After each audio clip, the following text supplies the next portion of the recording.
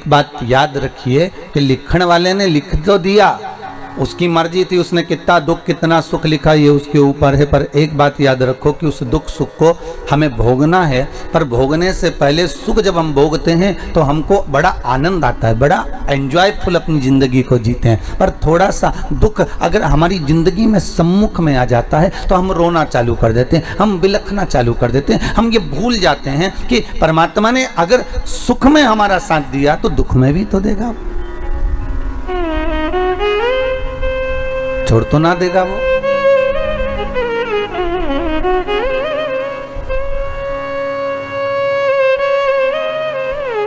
एक माता पिता अपने बच्चे को लेकर साल भर में छुट्टियों में दादा दादी के घर जाते थे, रहते थे मुंबई में, जैसे बगल परिवार रहता है। हाँ, रहता भले वहाँ हो पर साल भर में एक बार तो आते ही होगे महाराज आप लोग, है वर्ष में एक बार अपने माता से मिलने के लिए, गांव में देखने के लिए। भले आप मुंबई रह रहे हैं, भले आप मुंबई निवास कर रहे हैं, तो वो माता पिता के पास में अपने दादा दादी के पास अपने बच्चों को लेकर पहुंचते हैं और बच्चों को लेकर पहुंचता और माँ रहते कम से कम 1 महीना 15 दिन 20 दिन छुट्टियों को बड़े आराम से अपने जीवन को निकालते। बच्चा धीरे धीरे धीरे धीरे 8-10 साल हो गए, बड़ा हो गया। अब बच्चा बड़ा हो गया तो वो बच्चा जब बड़ा हो जाता है तो बच्चा कहता है पापा अब की बार दादी के घर में खुद जाऊंगा, आप मुझे ट्रेन में बिठा देना, और मैंने सब देख लिया कि ट्रेन में कहाँ से बैठना है, कहाँ उतरना है, कैसे बैठना है, क्या करना है, टिकट कहाँ से लेना है, सब मैंने देख लिया, आप चिंता मत करना, मैं बैठ जाऊंगा और चले जाऊंगा। लड़का हो गया बड़ा, 12-15 साल का, 20-15 साल का, और 10-15 साल का बालक बोला अब मुझे जाने दो, अब मेरे को जाना है। ठीक है बेटा जाओ। पापा ने कहा नहीं नहीं नहीं, बहुत लंबा सफर है बच्चा, ए बबुआ ये समय अच्छा नहीं चल रहा है, ये सफर बहुत लंबा है, तुम जाकर करोगे क्या, हम तुम्हारे साथ चलते। नहीं माँ, नहीं पापा, नहीं बाबूजी, मैं भी चलूंगा। ठीक है चलो, अब आप मत जाओ, हम चले जाएंगे। बबुआ को टिकट दिला दिया और बालक को जब टिकट दिलाया ट्रेन का, पिताजी उसको स्टेशन छोड़ने के लिए गए, समझाया आराम से बैठना, डरना नहीं, टीटी आए टीसी आए उसको टिकट दिखा देना और बिल्कुल मत घबराना हो, और भोजन रख दिया है झोले के अंदर, खा लेना, स्टेशन पर उतर जाना, ध्यान रखना, आराम से जाना, चिंता मत करना। और बेटा कहने लगा पापा मैंने साथ देख लिया है, आप चिंता मत करो, मैं आराम से चले जाऊंगा, आप क्यों टेंशन ले रहे हो, आपको चिंता करने की जरूरत नहीं, मैं सब पहुंच जाऊंगा, अब तो मैंने देख लिया, अब आप कोई टेंशन नहीं हो, आप तो जाओ। पिताजी ने जेब में से एक पर्ची निकाली और बेटे के जेब में दे दी, ले ये पर्ची रख ले तेरे पास में, जब तुझे कहीं भय लगे, कहीं ऐसा लगे कि जरूरत है, तब इस पर्ची को निकाल लेना, थोड़ा सा पढ़ लेना हो। ठीक है, बेटे ने पर्ची आगे वाली जेब में रख ली, बेटा चले गया। ट्रेन आ गई, बेटा चढ़ गया, बैठ गया, चले, ट्रेन चल दी, इसको जगह मिल गई, बड़े आराम से बैठा हुआ था, बड़े आराम से, और बड़े आराम से बैठा बैठा वो बालक, सब लोग आ रहे हैं जा रहे हैं, कोई उसको डरा भी रहा, चलो सर को उधर, थोड़ा खसको, सीट दो, और थोड़ा खसक भी गया, दे भी दिया उसने।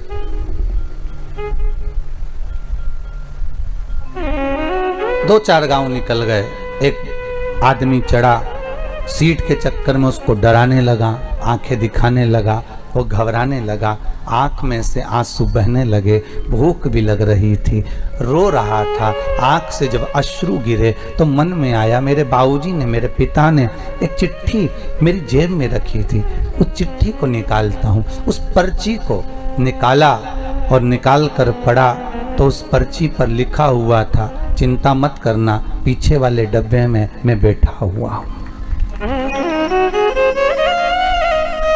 चिंता मत करना, पीछे वाले डब्बे में मैं बैठा हुआ हूं। बेटे का विल पावर मजबूत हो गया, आंख का आंसू पोंछ लिया, अब डरता नहीं है क्योंकि पीछे वाले डब्बे में पिता बैठा हुआ है। जीवन में इस तरह के दुख, तकलीफ, कष्ट जिंदगी में बहुत आएंगे, डराने वाले भी मिलेंगे, घबराने वाले भी मिलेंगे, आंख दिखाने वाले भी मिलेंगे। आंखों में आंसू जब आए तो चिंता मत करना, इस कथा को, शिव महापुराण की इस कथा को याद करना कि पीछे वाले डब्बे में मेरा भोलेनाथ बैठा हुआ है, चिंता करने की जरूरत नहीं है। तू तो अपना कर्म किए जा, बाकी की चिंता वो विश्वनाथ करेगा। वो बाप जगत का पिता, हम कहते हैं ब्रह्मा के पिता हैं भगवान विष्णु, क्योंकि नाभि से प्रकट हुए हैं।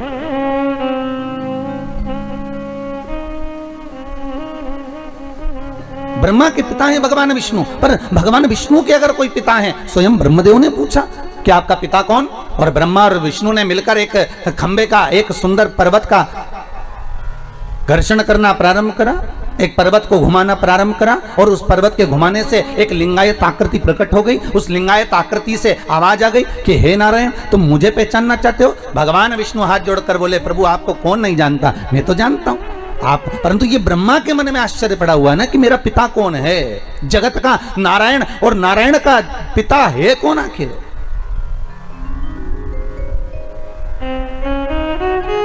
मेरे मन में संशय नहीं है।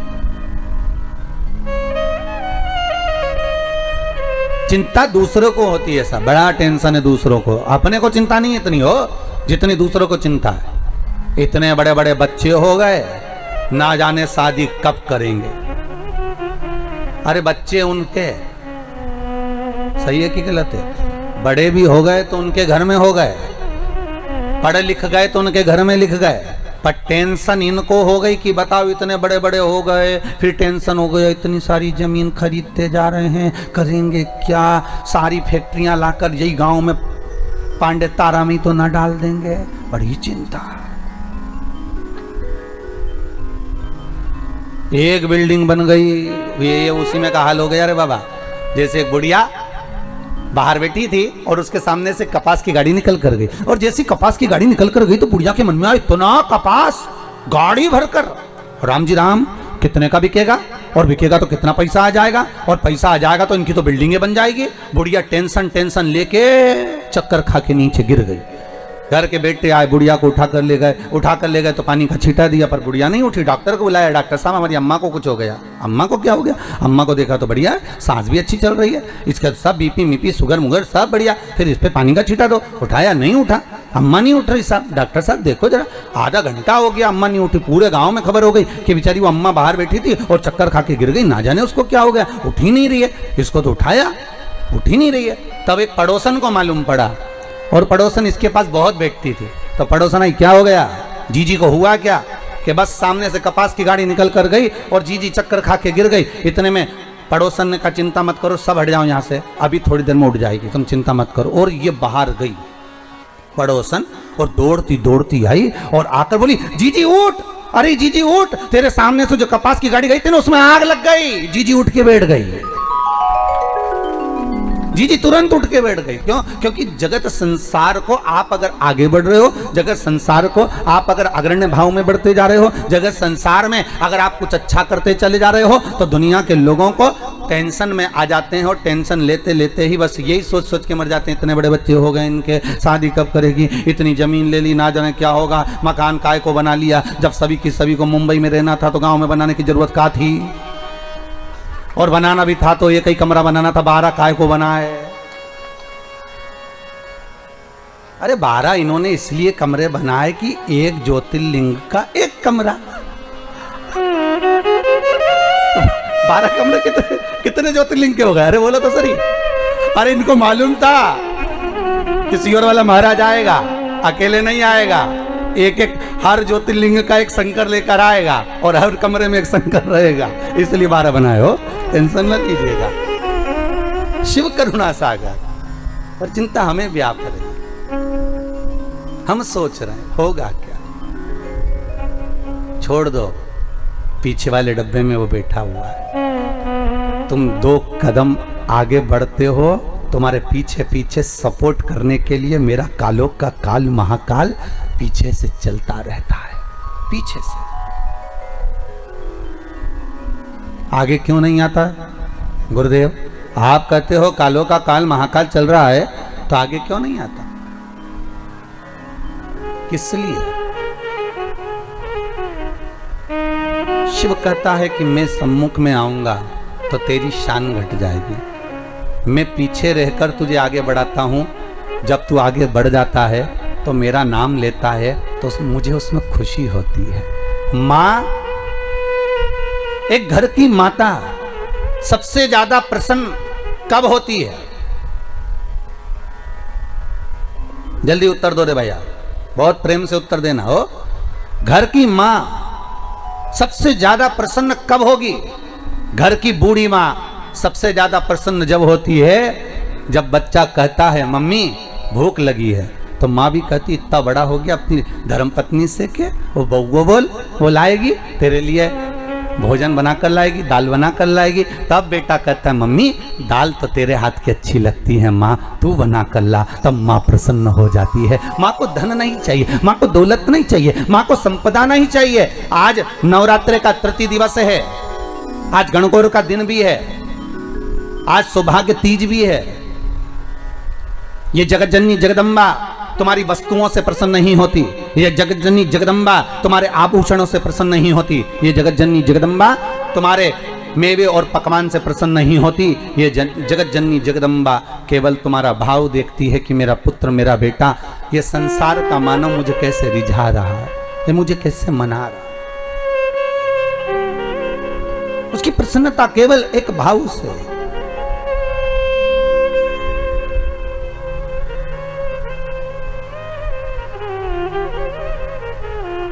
केवल एक भाव।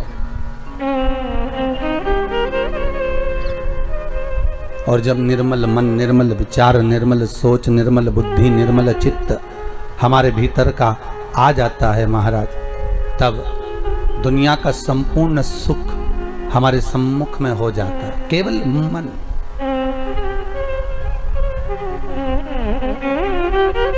केवल मन।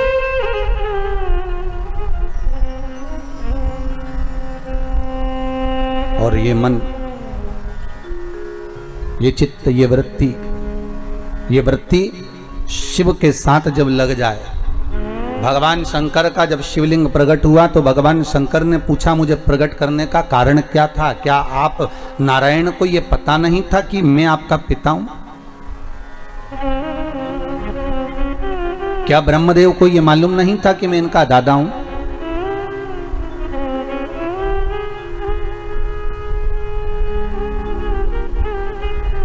कौन है इस?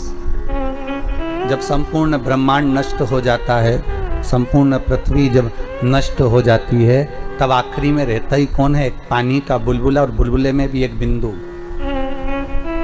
एक बिंदु। कभी ब्रह्म कुमारी आश्रम में जाकर देखिएगा, वहां से अगर आप ज्ञान प्राप्त करेंगे तो वहां की बहन जी बताती हैं कि मात्र अगर इस संसार की रचना का केंद्र बिंदु कोई परमात्मा है तो एक बिंदु है, वो बिंदु कोई दूसरा नहीं, आद्य शक्ति भगवान शिव ही, शंकर ही उस ब्रह्म कुमारी आश्रम में बताया जाता है। बहन जी बताती हैं कि ये बिंदु ही शंकर है, उस शंकर से ही सर्व जगत की उत्पत्ति है, उस शिव से, उस शंकर से, उस कैलाशी से, उस त्रिकालदर्शी से सर्व जगत की उत्पत्ति है। जैसे मकड़ी जाले को बना देती है और भगवान शंकर भी उसी तरह जाले को निर्मित कर देते हैं, संसार को निर्मित कर देते हैं। पर जब देखते हैं कि संसार के लोग मुझसे दूर हो गए, ये संसार के लोग भजन चित्त वृत्ति से दूर हो गए, इनके भीतर का अहंकार जाग गया है, अहमता जाग गई है, और दिन भर एक बात कहते हैं मैं हूं, मैं कर रहा हूं। अगर मैं दुकान नहीं जाऊंगा तो काम नहीं होगा, मैं घर नहीं चलाऊंगा तो काम नहीं होगा, मैं फैक्ट्री नहीं चलाऊंगा तो फैक्ट्री नहीं चलेगी, अगर मैं नहीं होऊंगा तो ये काम नहीं होगा। हर व्यक्ति के मन में केवल एक ही बात अड़ जाती है कि मैं हूं तो हो रहा है, मैं हूं तो होगा, अगर मैं नहीं होऊंगा तो कुछ नहीं होगा। कई लोगों के मन में ये भाव, तो भगवान ने इस कोरोना महामारी में पूरे साल में दिखा दिया कि सारा लॉकडाउन लगाकर पटक कर तुमको घर में लाकर छोड़ दिया। ना तुम्हारी फैक्ट्री चल रही थी, ना तुम्हारी दुकान चल रही थी, ना तुम्हारे घर में कोई कमाने जा रहा था, ना कोई सामान लेने जा रहा था। फिर ये बताओ कि तुम्हारा घर कौन चला रहा था? घर चलाने वाला वो आद्य शक्ति भगवान शिव ही था, वो त्रिकालदर्शी, वो कैलाशी, वो शंकर ही था। भगवान शिव को दिखाना था कि ये मैं हूं, इसलिए रुद्राष्टाध्याय में आया आकाश पताल सर्वस्व में कोई दूसरा नहीं। तलातल में मैं हूँ, रसातल में मैं हूँ, जलचर में मैं हूँ, थलचर में मैं हूँ, वायुचर में मैं हूँ, तुम्हारी श्वासों में मैं रमण कर रहा हूँ। तुम मुझे पहचान गए, फिर संसार सागर का कोई दुख तुम्हारे सम्मुख में नहीं आ सकता।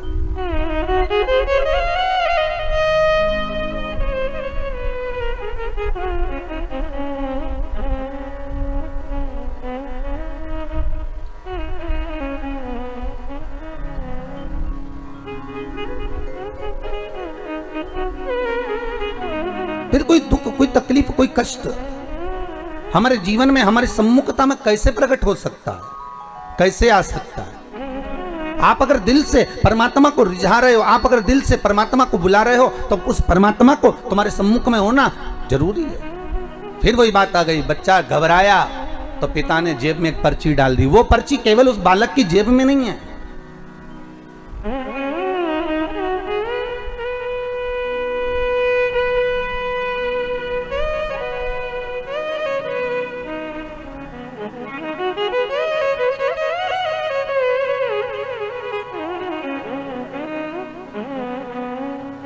वो पर्ची केवल एक बालक की जेब में नहीं, वो पर्ची भगवान जब हमें पैदा किया, संसार सागर में जब उसने भेजा, माता के गर्भ से जब हमने जन्म लिया, वो पर्ची भगवान ने अपनी जेब में भी डालकर भेजी है। इस मन में एक पर्ची को रख दिया गया है कि जब तू दुख लगे, जब तुझे कष्ट लगे, जब तुझे लगे कि अब कोई साथ नहीं दे रहा, तब चिंता मत करना, वो पर्ची को निकाल लेना कि पीछे मैं खड़ा हूं, तो चिंता मत करना, मैं तेरे साथ में हूं। अगर सुख में हूं तो दुख में भी तेरे साथ में हूं। क्यों चिंता कर, क्यों चिंता? आज तीज है, सौभाग्यवती केवल 7 दाने चावल के जल के पात्र में चंदन में भिगोकर डाल देने पर और उससे कामना कर कर, आरोग्यता की कामना कर कर, मात्र घर के जो मटका होता है, परिंदा होता है, उसके पास में समर्पित कर देने पर भगवान शंकर का नाम स्मरण कर कर जीव की रोग से मुक्ति भी हो जाती है।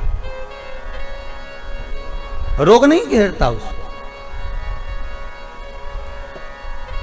आरोग्यता का अनुभव, आरोग्यता का सुख प्राप्त होता है।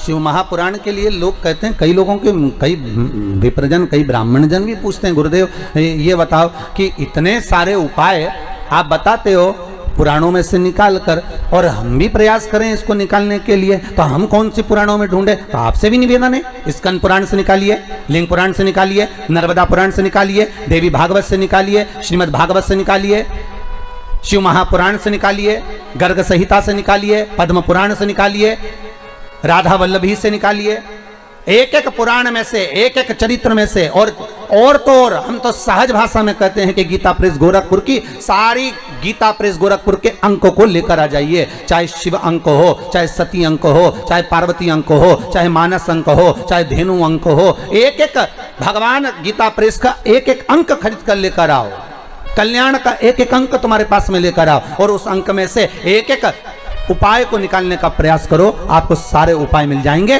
जो इस व्यासपीठ से बताए जाते हैं। सारे उपाय आपके सामने आ जाएंगे कि जो व्यासपीठ से दिए गए, सारे उपाय आपके सम्मुख में, आप निकालो और उसको पढ़ो और उसको लाइए।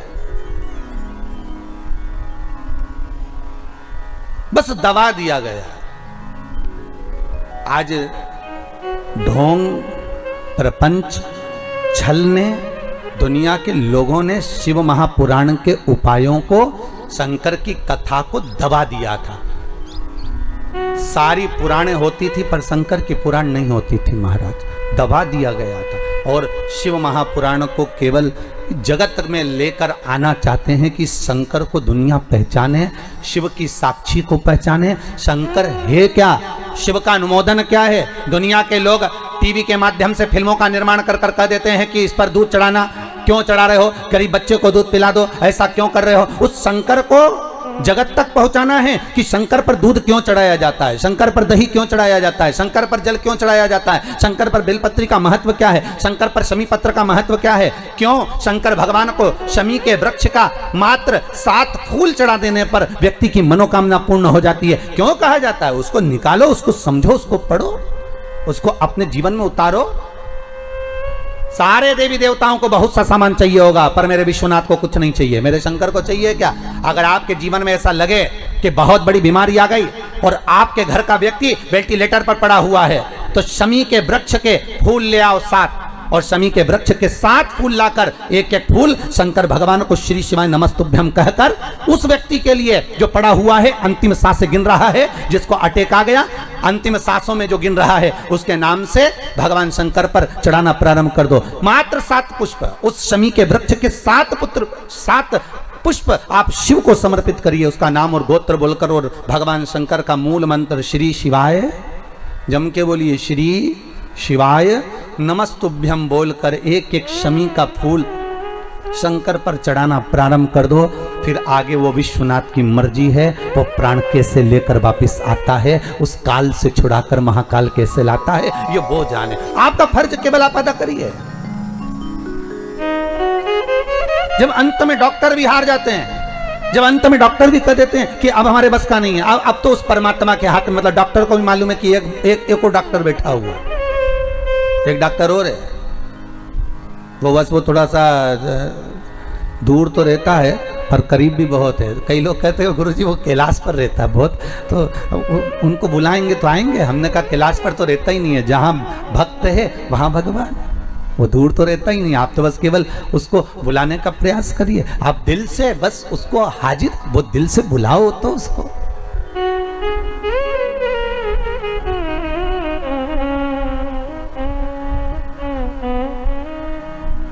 ये बघेल परिवार का बालक ने टीवी पर कथा सुनकर मन में सोच लिया था कि शिव महापुराण की कथा कराना।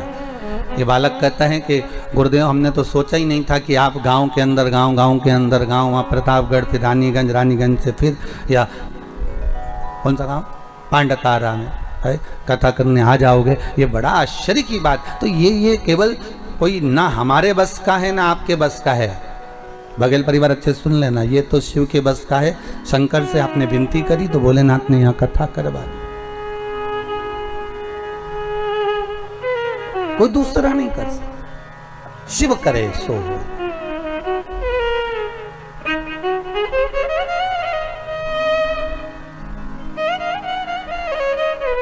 और उसके सिवा दुनिया में कोई कर भी नहीं सकता कि जल है गहरा नाव पुरानी,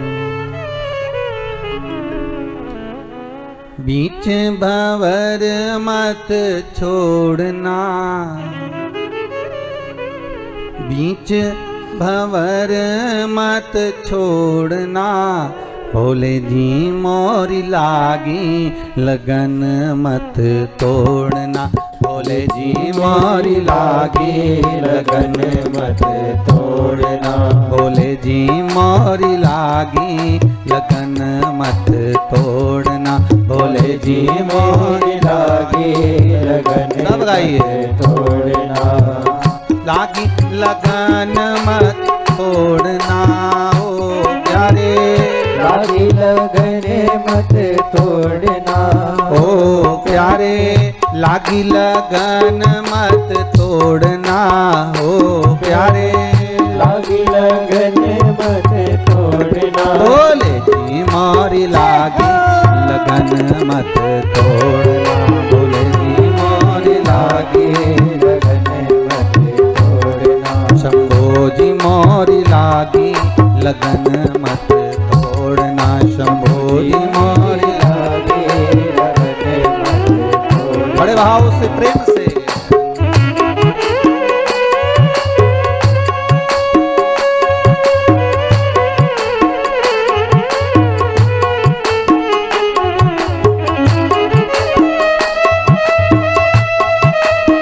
ताली बजाने से पाप निकल जाता, जो नहीं बजाता पड़ोसी का पाप निकल के उसमें भरा जाता है, इसलिए ट्रांसफर करते रहिए।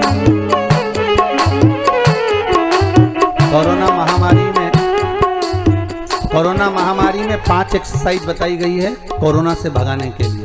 पहली है, दूसरी है, तीसरी है, चौथी है जम जम कर ताली बजाना, लागी लगन मत तोड़ना हो प्यारे, लागी लगन मत तोड़ना, हाँ प्यारे, लागी लगन मत तोड़ना हो प्यारे, लागी लगन मत तोड़ना, भोले जी मोरी लागी लगन मत तोड़ना, भोले जी मोरी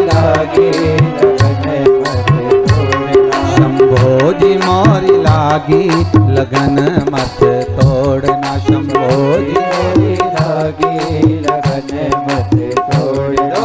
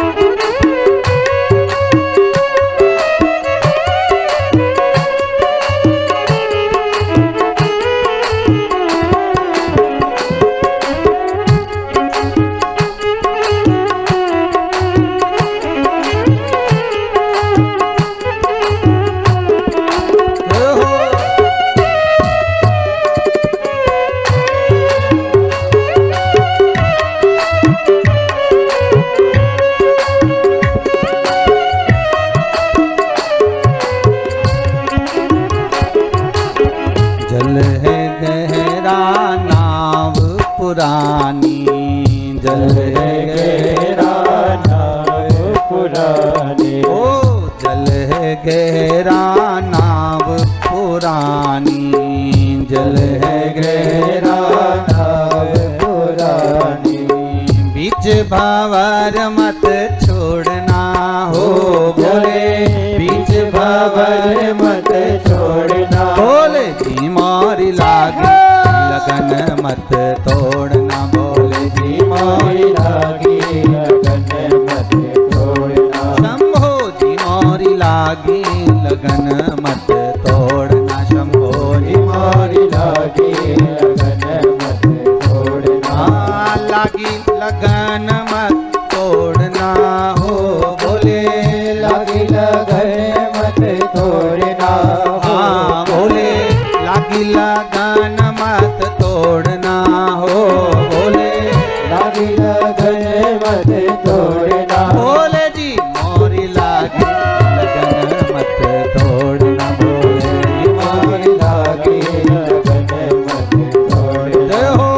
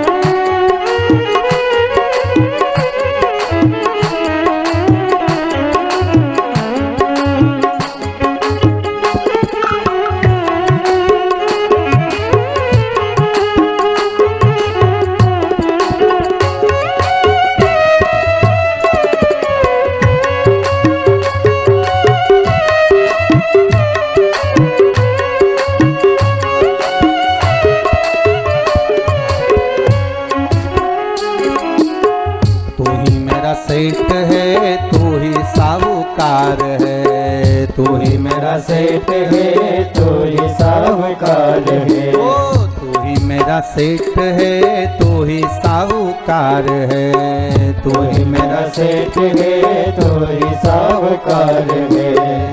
ब्याज पे ब्याज मत जोड़ना हो बोले, ब्याज पे ब्याज मत जोड़ना।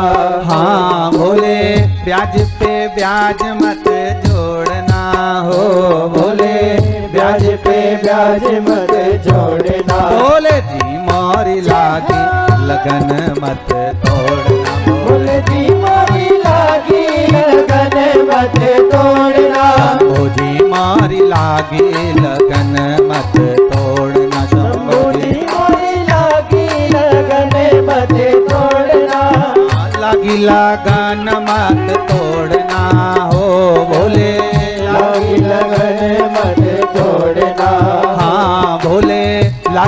लगन मत तोड़ना हो, बोले लागी लगन मत तोड़ना, बोले जी मोरी लगन मत तोड़ना, बोले जी मोरी लागी लगन मत तोड़ना, ओ जी मोरी लागी लगन मत तोड़ना, शंभो जी मोरी लागी लगन मत तोड़ना, बोले जी मोरी लागी लगन मत तोड़ना, बोले जी मोरी लागी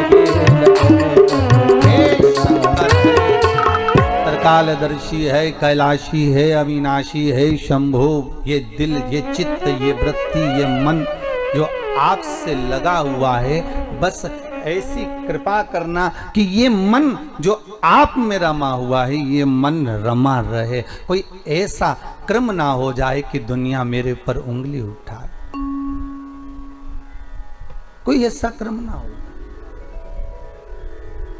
कि दुनिया मुझ पर उंगली उठाए और कहे कि बताओ ये शंकर की आराधना करती थी, ये शिव स्मरण करती थी, ये शंकर का भजन करती थी, ये शिव भक्ति करती थी, और शंकर का भजन करने के बाद भी इसको बताओ इतना दुख आन पड़ा तो हमारा कुछ ना बिगड़ेगा, तुम्हारी शान जाएगी, पकड़ लो हाथ त्रिपुरारी, नहीं तो डूब जाएगी।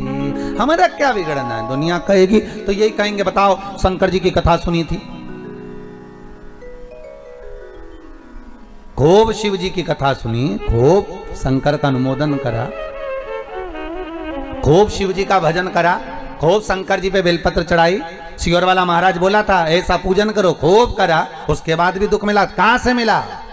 नहीं नहीं, शंकर जी से कह देना हम सियोर वाले महाराज को नहीं जानते, हम तो आपको जानते, कथा के माध्यम से हम आपको पहचानने लगे। रुक्मणी जी जब सिंहासन पर बैठती थी और नारद जी आकर ज्ञान देते थे तो रुक्मणी ने कृष्ण को कभी नहीं देखा था, एक बार भी, पर रुक्मणी जो सुनती थी तो कृष्ण से प्रेम करने लगी थी। बस वही स्नेह आपका शिव से हो जाए। ये जो प्रेम होता है ना, इस प्रेम में होता ही ऐसा है, जिससे आप प्रेम करते हो ना उसको दुख होता है ना, तो जो आपसे प्रेम करता है ना दुख उसको ज्यादा होता है। बताओ, उसका मोबाइल ले लिया, उससे बात नहीं करने दे रहा, मैं उसको दूसरा दिला दूंगा। शंकर, ये प्रेम वाली बात है। अगर हम शिव से स्नेह करते हैं तो दुख तुम्हारा होगा, तो रोने वाला शिव होगा, कष्ट मिटाने वाला शंकर होगा। अगर शंकर से लगन लगाई है, शिव का स्मरण किया है, शंकर का अनुमोदन करा है, तो दुख तुम्हारा होगा, कष्ट तुम्हारा होगा, तकलीफ तुम्हें आएगी, और मिटाने वाला मेरा शंभू होगा, आने वाला शिव होगा, शंकर होगा। कि इसका मोबाइल छुड़ा लिया, तो जो प्रेम करने वाला होता है ना वो दूसरा मोबाइल दिलवा देता है, ले 5000 का दूसरा ले।